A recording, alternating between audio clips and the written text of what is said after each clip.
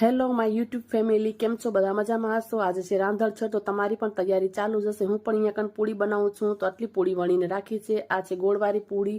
જો ગોળ પલાળીને રાખ્યો તો એની અંદર મેં નાખ્યા છે તલ, વરિયાળી અને થોડો થોડો લોટ નાખી અને મસ્ત મજાનો લોટ બાંધી અને રાખી દઈશું રેસ્ટ માટે. ત્યાં સુધી જે વણેલી પૂડી છે એને આપણે તળી લેશું.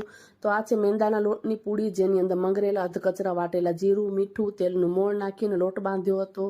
તો આ બધી પૂડીને તળી લેશું. એ તળાઈ જાય એના પછી આ બીજી પૂડી છે, જે ઘઉંનો લોટ, થોડોક ચોખાનો લોટ ને થોડીક દાળનો લોટ નાખી એની અંદર તલ ને જીરું નાખીને લોટ બાંધ્યો હતો. તો એને પણ આપણે સારી રીતે ગોલ્ડન બ્રાઉન થાય ત્યાં સુધી તળી લેશું.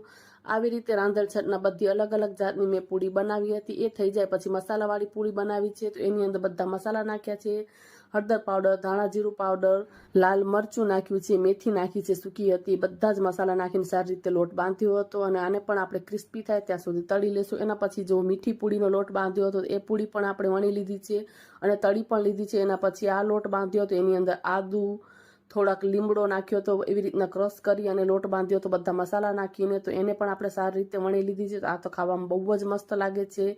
તો થોડીક એ પણ બનાવી હતી ને આવી રીતે ડબ્બા ભરીને